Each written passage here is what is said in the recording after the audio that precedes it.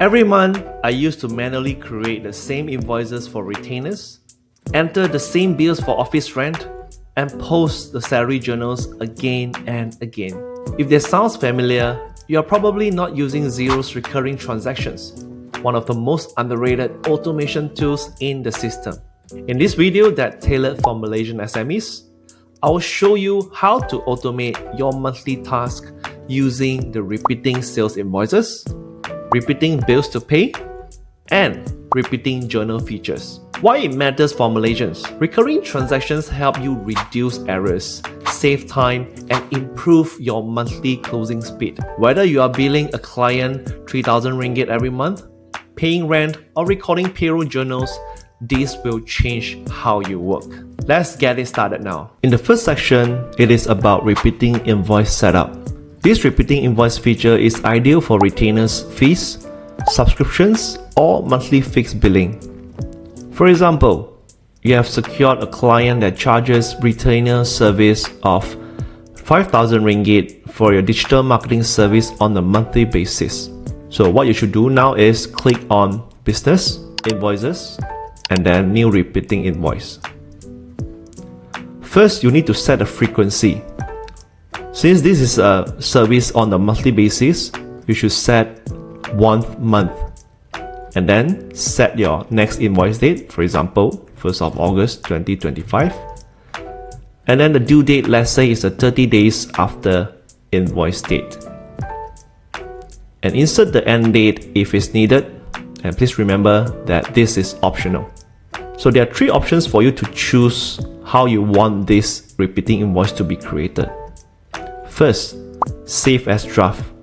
This invoice will be created automatically and fall under Draft tab in the invoice feature. Second, approve. Means this invoice will be approved automatically and fall under Awaiting Payment tab in invoice feature. Or the last option, approve for sending. This invoice will be approved and sent out to your customers automatically. And then you can choose which customer that you want to invoice to. For example, ABC Furniture. And the reference, you actually can put, if you want to, insert the placeholder, put the month and year. So these are the variables will auto capture based on the invoice date that you have created here. And then you can select the currency that you want. If you are charging a foreign currency invoice here, you may choose the currency here. Next, enter your description. For example, you're actually providing digital marketing service. And then again, you can use the placeholder, insert the month and year again. And then enter the quantity. And then unit price for 5,000. And you can choose your sales account here. Let's say it's a service income.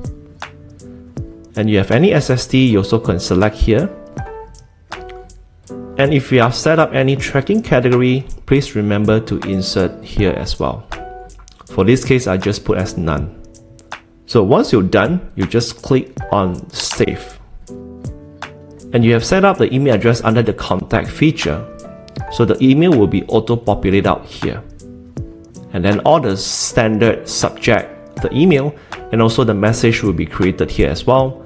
And please remember to include the PDF as attachment. So once it's completed, you click on Done. And now your repeating invoice will fall under this repeating tab, and it will have all the lists of the transactions that we've created here. So this is great for clients who pay you a fixed amount monthly. And please remember to use the variables like the month, year in the description, so the invoice will do the auto updates. And for the tip, I would recommend you to enable the auto emailing to reduce your admin follow-up. So that's all for this section. Let's move to the next one. In section 2, I'll talk about repeating bills to pay setup. So let's automate repeating bills to pay. Common examples include rental, software subscriptions, or recurring services like cleaning. For example, you have incurred a monthly office rental of 2,800 ringgit on the first day of every month. So what you should do now is click on Business, choose Bills to Pay, and then select the new repeating bill here. So same, you need to choose the frequency of the transaction. and then set the next bill date, and also put in the due date if you want to. So let's say the agreed credit term is 14 days after the bill date. And please remember, this is an optional to insert the end date. And again, there are two options for you. First is save as draft. So this bill will be created automatically and fall under the draft tab in the bills to pay feature. Or you can choose approve. This bill will be created automatically and approved and fall under awaiting payment tab in bills to pay feature. And then you can choose is from which vendor. Let's say is AB and Wells. You have any reference, you also can put it. For example, this is a rental for which month and year. And then you can choose the currency here as well. Next, you enter the description, for example, rental dash month and year. And then you can put the quantity of 1, unit price of 2,800, and then rent expenses account.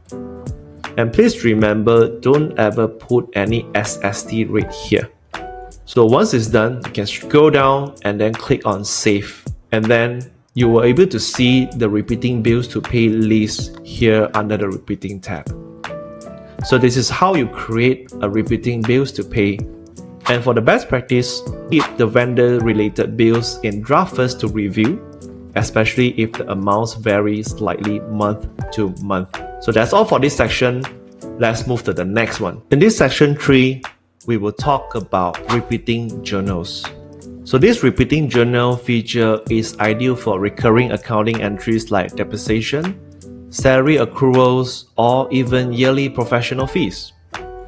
For example, you are creating a yearly recurring transaction for accrual of professional fees like audit fee and tax agent fee.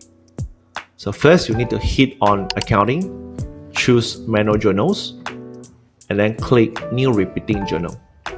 First you need to set up when is your first journal date. So for this case, I'll put 31st December 2025. And the frequency of this journal is 12 months, means every year.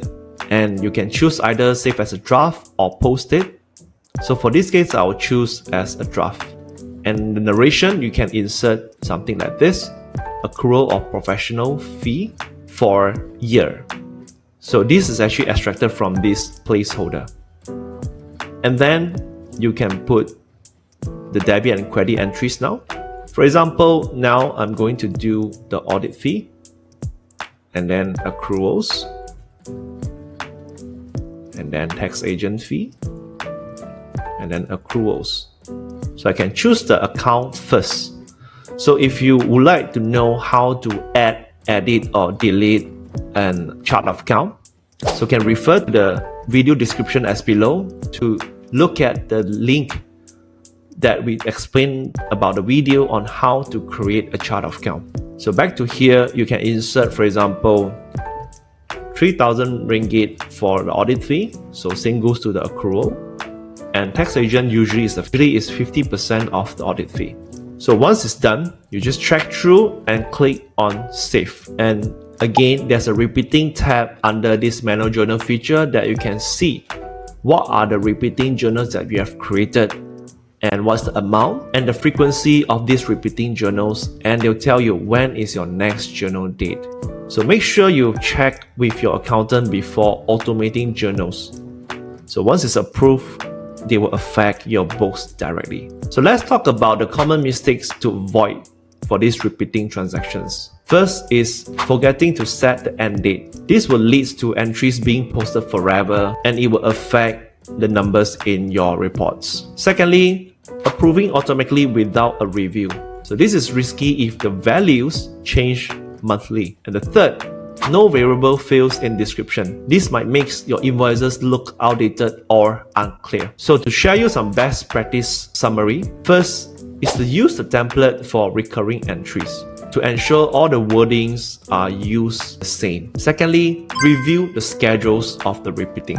For the sales invoices, best to review every month. Whereas for the bills to pay and manual journals, you can review it on a quarterly basis. And of course, on a yearly basis, please check through all your manual journals for accruals. And remember to use a draft mode for bills or invoices with the variable amounts. And also use the placeholder of year or month year in the description of the transaction. And set up approval workflow properly before auto-posting the journals, which you can track via history and notes of every transaction. So as a summary, let Xero do the heavy lifting. So if you like this video, please hit on the like, share and subscribe button for more Xero tips. If you want to automate more processes in Xero or reduce your month-end stress, reach out to us at Caltrix. We help Xero users across in fully utilizing the ecosystem of Xero. This is Alfred from Caltrix. See you in the next video.